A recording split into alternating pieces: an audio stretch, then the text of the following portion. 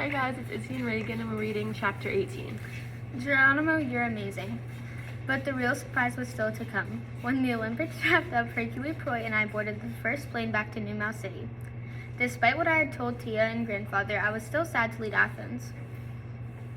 It was truly a beautiful city and one with such fascinating story. I couldn't wait to come back for a visit. After a bumpy flight, Hercule and I scrambled off the plane together. It was good to be home. Much to our surprise, there was a huge crowd of rodents waiting around at the airport. Geronimo, you're amazing! I turned red as a tomato.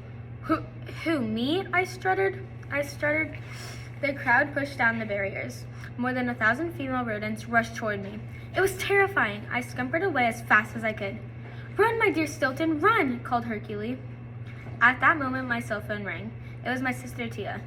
Geronimo, your TV broadcast of the Olympics were stupendous. By the way, you look great on TV. All my friends want to meet you. And what an adventure you had. It's the kind of thing that only happens to you and Hercule Poirot.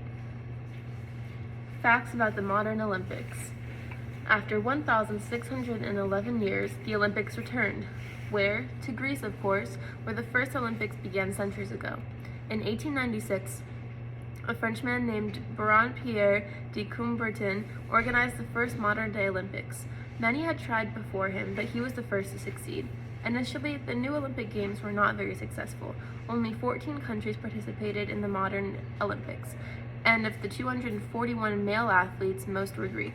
So, of course, Greece won the most medals, 10 gold, 17 silver, 19 bronze.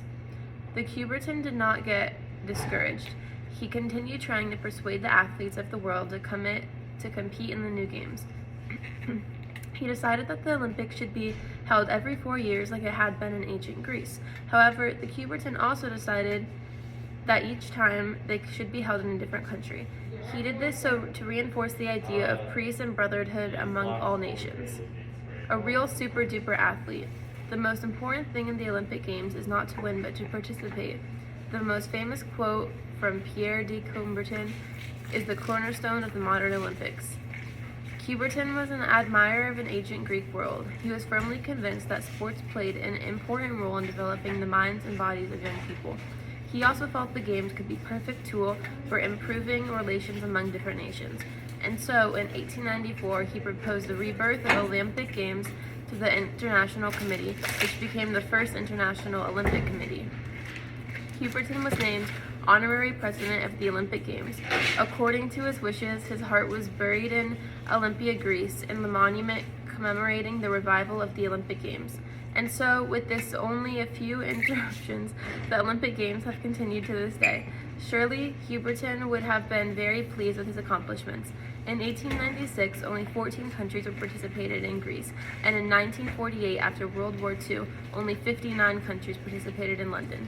But by 2004 in Athens, 201 countries and 10,625 athletes competed in 301 events. Many things have changed since the early Olympics. For example, at the Paris Games in 1900, all the swimming competitions took place in the Seine River, with the currents always in the swimmers' favor. Today, of course, all the swimming competitions are held in the Special Olympic-sized pools. At the Olympic Games in Paris in 1900, winners were awarded umbrellas and books as their prizes, despite what the Coubertin had requested be given as awards: a medal, a certificate, and a laurel branch in remembrance of the ancient games. Bye!